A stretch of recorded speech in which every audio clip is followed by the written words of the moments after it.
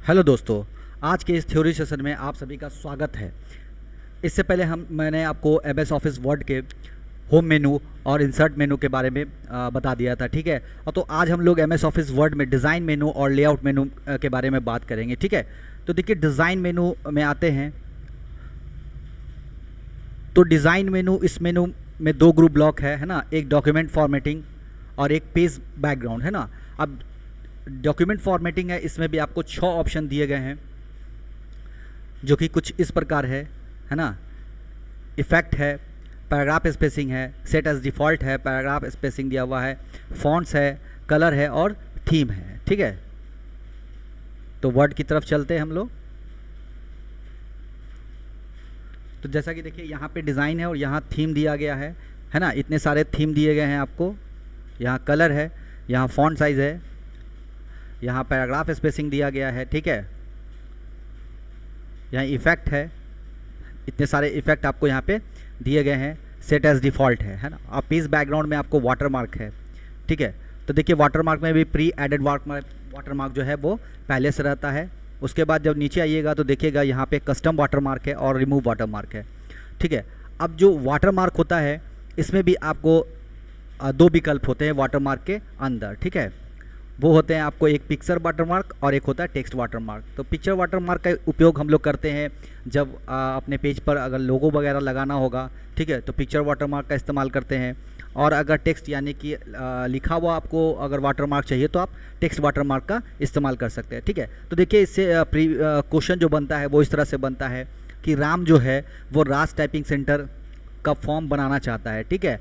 और उस फॉर्म में राज टाइपिंग का लोगो दस्तावेज के पार्ट के पीछे रखना चाहता है, ठीक है। तो इसके लिए वो किस विकल्प का इस्तेमाल करेगा, ठीक है। तो इसके लिए वो विकल्प का इस्तेमाल करेगा वो वाटरमार्क का, ठीक है। अब इसी में क्वेश्चन रहेगा कि राम जो है वो वाटरमार्क के थ्रू राज टाइपिंग सेंटर का लोगो दस्तावेज के पार्ट के पीछे लगा सकता है, लेकिन ये वाटरमार्क विकल्प जो है वो किस ग्रुप के तहत आता है, तो वो आता है पेज बैकग्राउंड के तहत। और किस मेनू के अंतर्गत आएगा, तो डिज़ाइन मेनू के अंतर्गत, ठीक है। तो देख रहे हैं, इस प्रकार आपका क्वेश्चन बनेगा वाटरमार्क से। चलिए, तो देखिए यहाँ पर जो थीम का काम है, तो थीम का काम होता है रंग, फॉन्ट और प्रभाव सहित संपूर्ण दस्तावेज का समग्र डिज़ाइन बदलने के लिए इस ऑप्शन का उपयोग करते हैं, ठीक है। कलर है, तो कलर का काम होता है वर्तमान थीम के लिए रंग बदलने का काम करते हैं, ठीक है। फॉन्ट जो है वो वर्तमान थीम के साथ फॉन्ट बदलने का काम करता है, ठीक है। जैसा कि यहाँ अगर कुछ लिखा रहेगा, फॉन्ट है यहाँ पर, देखिए जैसे ही हम फॉन्ट यहाँ पे लिख लेते हैं पहले कुछ,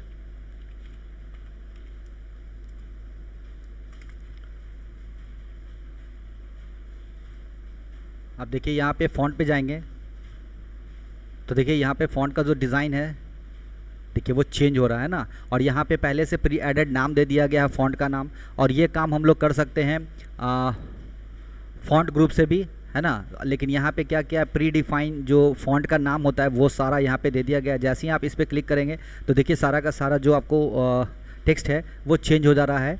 जैसे यहाँ पर न्यू टाइम्स न्यू रोमन है, ठीक है। तो सारे ये फॉन्ट के नाम दिए गए हैं, ठीक है। इफेक्ट है, तो वर्तमान थीम के लिए प्रभाव बदलने का काम करते हैं, ठीक है। पैराग्राफ स्पेसिंग में आप रिक्तित इंडेंट बदलने का इसका उपयोग कर सकते हैं। पेज बैकग्राउंड में है तो वाटरमार्क है। अब पेज कलर, तो जैसा कि मैंने वाटरमार्क के बारे में आपको बता दिया। पेज कलर है, तो पेज कलर का मतलब होता है कि आप जो पेज है उसको आप कलर कर सकते हैं, ठीक है। तो पेज कलर में भी देखिए पेज कलर से कर सकते हैं। अब अगर आप फिल इफेक्ट में जाते हैं तो फिल इफेक्ट में देखिए 4 ऑप्शन आपको दिखते हैं, ग्रेडियंट, टेक्सचर, पैटर्न और पिक्चर। यानी कि ग्रेडियंट मतलब 1 से 2 कलर या 3 कलर का जो मिक्स कलर होता है उसको हम लोग ग्रेडियंट बोलते हैं। तो देखिए इसके अंदर भी बहुत सारे विकल्प हैं, 1 कलर है, 2 कलर है और प्रीसेट है। प्रीसेट यानी पहले से आपको इसमें सेट दिया गया है कलर कॉम्बिनेशन का। तो देखिए इस तरह से कीजिएगा, आपका जो पेज है वो इस तरह का कलर वाला हो जाएगा, ठीक है। उसके बाद टेक्सचर है, तो आप पेज को अगर टेक्सचर से कलर करना चाहते हैं तो टेक्सचर से कलर कर सकते हैं। ठीक उसी तरह पैटर्न है, तो यहाँ पर पैटर्न दिया गया है, फोरग्राउंड कलर और बैकग्राउंड कलर। तो किसी भी पेज को अगर पैटर्न से आपको फिल करना होगा तो आप किस विकल्प के माध्यम से कर सकते हैं, तो पेज कलर के माध्यम से कर सकते हैं। किस ग्रुप के माध्यम से कर सकते हैं तो पेज बैकग्राउंड के माध्यम से कर सकते हैं, किस मेनू के माध्यम से कर सकते हैं तो डिज़ाइन मेनू के माध्यम से कर सकते हैं, ठीक है। तो इसी तरह आपको याद रखना होगा कि इसमें कितने विकल्प है, ग्रेडियंट है, टेक्सचर है, पैटर्न है और पिक्चर है, यानी कि अगर आप पेज को पिक्चर से कलर करना चाहते हैं तो आप पिक्चर से भी कलर कर सकते हैं इसको, ठीक है। इसके लिए आपको वहाँ से पिक्चर इंसर्ट करना होगा। चलिए आगे बढ़ते हैं नोट्स की तरफ। पेज बॉर्डर है ना, तो देखिए पेज बॉर्डर आपका हो गया, इसका उपयोग पेज के चारों ओर बॉर्डर जोड़ने या बदलने के लिए किया जाता है, ठीक है। अब इस पेज बॉर्डर के अंदर भी आपको बहुत सारे विकल्प होते हैं, तो पेज बॉर्डर के अंदर चलते हैं। देखिए यहाँ पे आप स्टाइल बदल सकते हैं, कलर बदल सकते हैं। मेनली जो पेज बॉर्डर होता है वो दो तरह का, एक तो होता है स्टाइल यानी सिंपल और एक आर्टिस्टिक हो गया, आर्टिस्टिक मीडिया वाला, है ना। तो देखिए इस तरह का भी आपको इसमें दिया जाता है, ठीक है। तो ये आपको याद रखना होगा कि अगर आप MS ऑफिस वर्ड दस्तावेज के पेज पर बॉर्डर लगाना चाहते हैं चारों तरफ, तो आप किस विकल्प के माध्यम से इसको कर सकते हैं, तो पेज बॉर्डर के माध्यम से कर सकते हैं। किस ग्रुप के माध्यम से कर सकते हैं, तो पेज बैकग्राउंड के माध्यम से कर सकते हैं। किस मेनू के माध्यम से कर सकते हैं, तो डिज़ाइन मेनू के माध्यम से किया जा सकता है, ठीक है। देखिए तो इस तरह से बॉर्डर आपका यहाँ पे आ जाएगा, ठीक है। तो मेरे ख्याल से डिज़ाइन मेनू समाप्त होता है। अब नेक्स्ट टॉपिक की तरफ चलते हैं, वो है लेआउट। तो देखिए लेआउट से आपको बहुत सारे क्वेश्चन बनते हैं, तो लेआउट में हर एक चीज़ को आपको याद रखना होगा, ठीक है। तो देखिए जैसा कि लेआउट में चलते हैं, तो इस मेनू में आपको 3 ग्रुप या ब्लॉक होते हैं। सबसे पहला जो है वो है पेज सेटअप, दूसरा है पैराग्राफ और तीसरा है अरेंज, ठीक है। देखिए यहाँ पे पहला जो है वो पेज सेटअप है, दूसरा पैराग्राफ है और तीसरा अरेंज है, ठीक है। अब इसमें आपको क्या रखना है, तो देखिए इसमें पूछे जाते हैं कि MS ऑफिस वर्ड में इनमें से कौन सा मार्जिन का हिस्सा नहीं है, ठीक है। तो आपको मार्जिन का हिस्सा याद रखना होगा। जैसे मार्जिन में क्या क्या है, तो नॉर्मल है, नैरो है, मॉडरेट है, वाइड है, मिरर्ड है, ऑफिस 2003 डिफ़ॉल्ट है ना। तो याद रखना होगा। आप क्वेश्चन कुछ इस तरह से दे दिया जाएगा कि इसमें इनमें से निम्नलिखित में से कौन सा MS वर्ड के मार्जिन का हिस्सा नहीं है, तो मान लीजिए नॉर्मल दे देगा, नैरो दे देगा, मॉडरेट दे देगा, टॉल दे देगा। तो जो इसमें गलत है वो आपको सही करना है। तो इसके लिए आपको जो सही है वो याद रखना होगा, यानी कि मार्जिन का हिस्सा कौन कौन सा है, तो नॉर्मल है, नैरो है, मॉडरेट है, वाइड है और मिरर्ड है और ऑफिस 2003 डिफ़ॉल्ट है, ठीक है। तो इस तरह से आपको ये पूरा याद रखना होगा, है ना। उसके बाद आते हैं ओरिएंटेशन में। तो देखिए इससे भी क्वेश्चन बनते हैं कि जो पोर्ट्रेट और लैंडस्केप होता है वो किससे संबंधित है ना। तो वो संबंधित है पेज ओरिएंटेशन से। अब इसमें भी क्वेश्चन और बनते हैं कि जो पेज ओरिएंटेशन होता है वो कितनी तरह का होता है, तो ऑप्शन दे देगा 1 तरह, 2 तरह, 3 तरह का, 4 तरह का। तो ओरिएंटेशन जो होता है वो 2 तरह का होता है, एक पोर्ट्रेट और एक लैंडस्केप। पोर्ट्रेट हो गया यानी खरा टॉल पेपर और लैंडस्केप मतलब वाइट पेपर, ठीक है। तो आपको ये याद रखना होगा। और मान लीजिए इसमें दिया जाता है कि जब पेज का ओरिएंटेशन आपको चेंज करना होगा तो आप इसको किस ग्रुप के माध्यम से कर सकते हैं, तो पेज सेटअप के माध्यम से कर सकते हैं, किस मेनू के माध्यम से कर सकते हैं, तो लेआउट मेनू से कर सकते हैं, ठीक है। तो इस तरह से आपको ये पूरा का पूरा याद रखना होगा, ठीक है। चलिए अब साइज़ में आते हैं। तो देखिए साइज़ में भी आपको याद रखना होगा कि अब इसमें पूछा जाता है कि MS ऑफिस वर्ड में बाय डिफ़ॉल्ट जो पेज का साइज़ होता है वो कौन सा होता है, ठीक है। तो आपको याद रखना है कि लेटर साइज़ जो है वो इसका डिफ़ॉल्ट साइज़ होता है। उसके बाद इसमें किस किस तरह के साइज़ होते हैं, तो देखिए लेटर होता है ना, टेबलॉइड होता है, लीगल है, एक्सिक्यूटिव है, A3 है, A4 है, B4 GIS है, B5 GIS है ना, इन्वेलप है और इन्वेलप मॉन्च है। बस इस तरह से आपको याद रखना होगा कि MS ऑफिस वर्ड में जो साइज़ होता है उसमें कितने तरह के साइज़ हैं, कौन कौन से साइज़ हैं, ठीक है। तो आपको इस तरह से इसको सिलसिलेवार ढंग से याद रखना होगा, ठीक है। तो चलिए नोट्स की तरफ चलते हैं।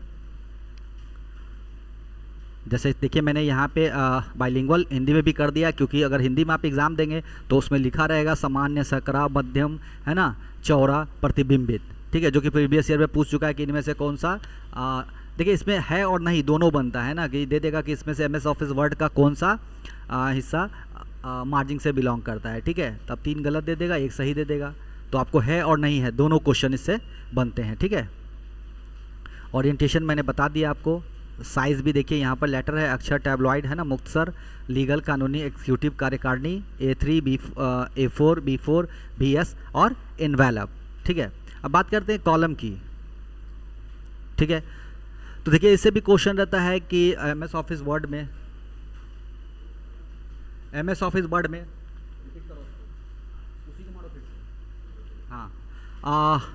MS ऑफिस वर्ड में जो कॉलम होता है उसमें हम पेज का जो कॉलम बांटते हैं तो उसमें मैक्सिमम कॉलम कितना होता है, ठीक है। तो 12 कॉलम में हम उसको बांट सकते हैं, ठीक है।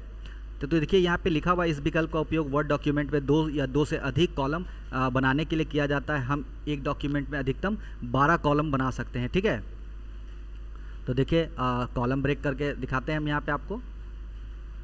लेआउट में जाएंगे, कॉलम ब्रेक ऑप्शन देखिए 2 है, 3 है, लेफ्ट है और राइट है। तो ये भी आपको याद रखना होगा कि कॉलम में कौन कौन सा विकल्प है, 1, 2, 3, लेफ्ट और राइट। और जब हम मोर कॉलम में जाएंगे तो यहाँ देखिए इस तरह का को खुलेगा डायलॉग बॉक्स, जिसमें कि पूछा जा रहा है नंबर ऑफ कॉलम, है ना। तो जैसा कि बताए 12, तो देखिए है ना, इस तरह से आप कॉलम ब्रेक कर सकते हैं। जैसे कि 2 कॉलम में करते हैं, चूँकि यहाँ टेक्स्ट कम है इसीलिए, तो टेक्स्ट को हम बढ़ा लेते हैं।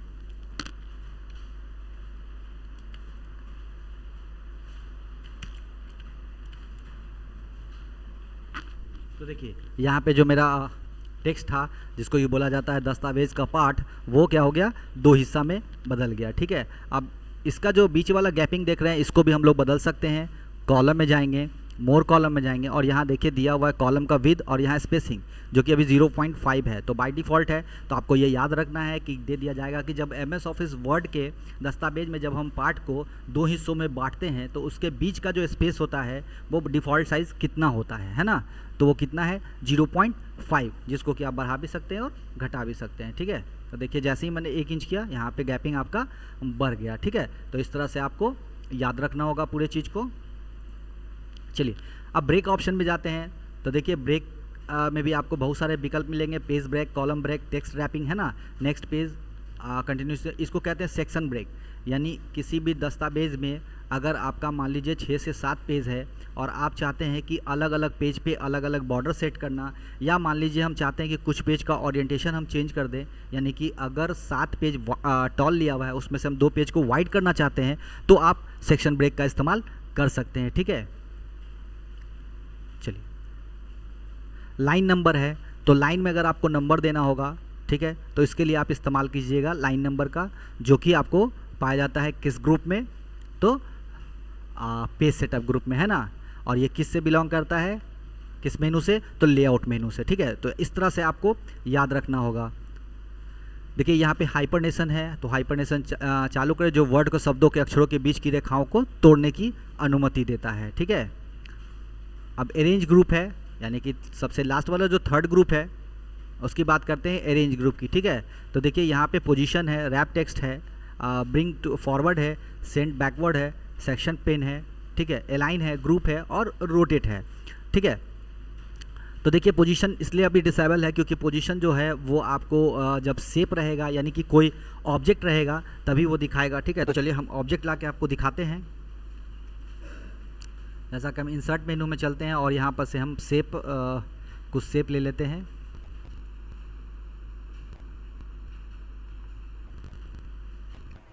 और यहाँ से चलिए हम 2 शेप यहाँ पर ले लेते हैं, ठीक है। अब जैसे ही हम लेआउट मेनू की ओर चलते हैं, तो देखिए यहाँ पे जो पोजीशन था वो मेरा एनेबल हो चुका है। तो देखिए इसमें कितने तरह के पोजीशन दिए गए हैं, 9 प्रकार के पोजीशन आपको दिए गए हैं, ठीक है। तो इस तरह से आपको याद रखना होगा, ठीक है।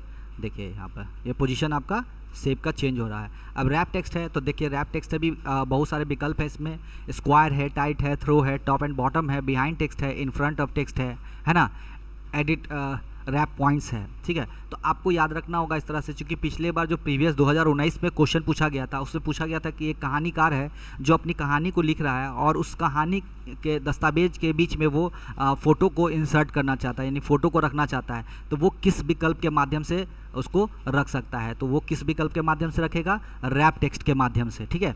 उसी तरह अगर क्वेश्चन को इस तरह से घुमा दिया जाए कि जो कहानीकार है वो अपने पेज में फ़ोटो को इंसर्ट करता है, ठीक है, इंसर्ट करता है, तो वो इस प्रक्रिया को करने के लिए किस मेनू के तहत वो इसको कर सकता है, ठीक है। तो वो कर सकता है लेआउट मेनू के तहत, ठीक है।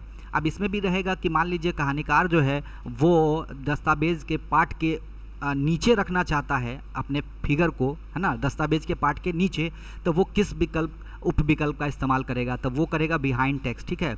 Square, tight, through, top and bottom है, बिहाइंड टेक्स्ट मतलब टेक्स्ट के पीछे, इन फ्रंट ऑफ टेक्स्ट मतलब टेक्स्ट के ऊपर।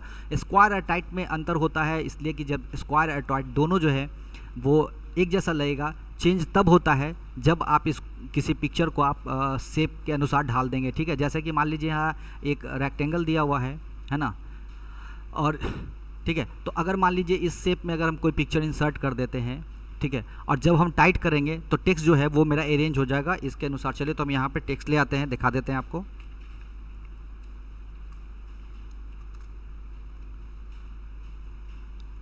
और सबसे पहले हम कॉलम को थोड़ा सा 1 कॉलम कर लेते हैं, ठीक है। अब देखिए जैसा कि यहाँ पे ऑप्शन दिया गया है, तो जब हम चलते हैं रैप टेक्स्ट में, तो देखिए अभी इसका position in front of text यानी कि टेक्स्ट के ऊपर है। जब इसको हम करेंगे बिहाइंड टेक्स्ट तो ये टेक्स्ट के नीचे चला जाएगा। थ्रो करेंगे तो इस तरह से हो जाएगा। टाइट करेंगे, ठीक है, तो देखिए जैसे ही टाइट किए तो ये आपके पिरामिड के अनुसार हो गया। चलिए इसको जस्टिफाई कर देते हैं टेक्स्ट को। देखिए जो टेक्स्ट था इसके अनुसार आपका अरेंज हो गया। लेकिन जैसे ही हम इसका रैप बदल देते हैं स्क्वायर पर, तो देखिए क्या हुआ, इसके आउटलाइन के अनुसार आपका जो टेक्स्ट है वो अरेंज हो गया, ठीक है। तो इस तरह से आपको याद रखना होगा कि कौन से विकल्प का उपयोग क्या है, ठीक है। उसी तरह जो नेक्स्ट विकल्प है वो है ब्रिंग फॉरवर्ड, है ना। ब्रिंग फॉरवर्ड यानी आगे की ओर, ब्रिंग टू फ्रंट यानी ऊपर की ओर, bring to front of text, है ना, इस तरह का विकल्प है। सेंड बैकवर्ड में सेंड बैकवर्ड है, सेंड टू बैक है, सेंड बिहाइंड टेक्स्ट है, ठीक है। सेक्शन पेन है, तो चलिए उसका इस्तेमाल देखिए यहाँ पे क्या होता है। सेक्शन पेन में आपको या नोट्स की ओर चलते हैं। देखिए यहाँ पोजीशन पे सारे पोजीशन यहाँ मैंने फिगर में दिखा दिए हैं, और रैप टेक्स्ट के बारे में भी यहाँ पर दिखा दिया है, ठीक है। और यहाँ पर सेक्शन पेन में चलते हैं, तो इसका होता है कि अपनी सभी वस्तुओं की सूची देखें, है ना। इससे वस्तुओं का चयन करना, उसका क्रम बदलना या उसकी दृश्यता बदलना आसान हो जाता है, ठीक है। तो जैसे ही हम सेक्शन पेन पे क्लिक करते हैं तो देखिए यहाँ पे आपका ये आ गया, ठीक है। यहाँ पे शो कर सकते हैं, हाइड ऑल है, हाइड कर सकते हैं। यहाँ देखिए हाइड हो गया, शो ऑल करेंगे तो शो हो जाएगा, है ना। यहाँ पर ढेर सारा अभी ऑब्जेक्ट नहीं है, एक ही ऑब्जेक्ट है, ठीक है। तो फिलहाल हम इसको डिलीट कर लेते हैं और यहाँ से हम इंसर्ट से जाकर कुछ और शेप ले लेते हैं।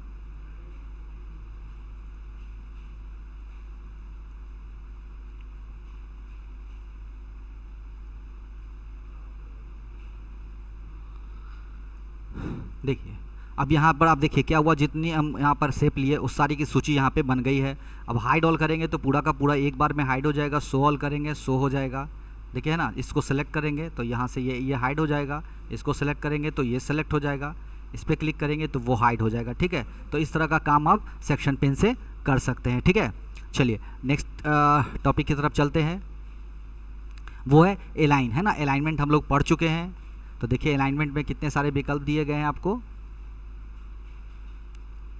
तो देखिए सारा का सारा भी डिसेबल है क्योंकि कुछ सेलेक्ट नहीं है। तो जैसे हम यहाँ सेलेक्ट करते हैं, अब अलाइन में चलते हैं, तो देखिए अलाइन लेफ्ट है यानी लेफ्ट की तरफ, अलाइन सेंटर यानी सेंटर में, अलाइन राइट यानी राइट में, अलाइन टॉप यानी कि ऊपर की ओर, अलाइन मिडिल है, अलाइन बॉटम है ना, डिस्ट्रीब्यूट हॉरिजॉन्टली है, डिस्ट्रीब्यूट वर्टिकली है। तो इस तरह से आपको सारे विकल्प को याद रखना होगा, ठीक है। और ये सारे विकल्प जो आते हैं वो किस ग्रुप के तहत आते हैं, तो अरेंज ग्रुप के तहत, और किस मेनू में पाए जाते हैं, तो लेआउट मेनू में, ठीक है। तो इस तरह से आपको याद रखना है।